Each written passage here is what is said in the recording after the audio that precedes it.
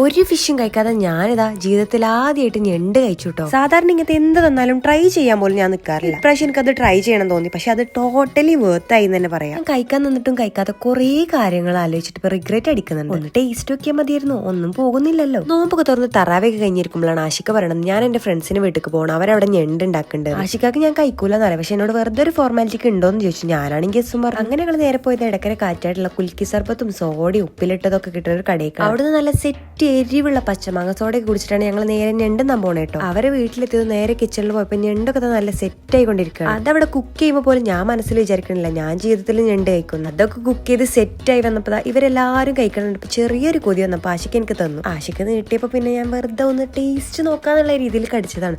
സത്യം പറഞ്ഞ എനിക്ക് നല്ല പോലെ ഇഷ്ടമായി. അങ്ങനെ ഞാൻ എന്റെ ജീവിതത്തിൽ ആദ്യമായിട്ട് ഞണ്ടും ട്രൈ ചെയ്ത്. നിങ്ങൾ എത്ര പേർക്ക് ഞണ്ട് ഇഷ്ടമുണ്ട്, എത്ര പേര് ട്രൈ ചെയ്തേക്കണേ കമന്റ് ചെയ്യണേ. പിന്നെ നെക്സ്റ്റ് കുഞ്ഞു വ്ളോഗിൽ വരാം. അതുവരെ ബൈ.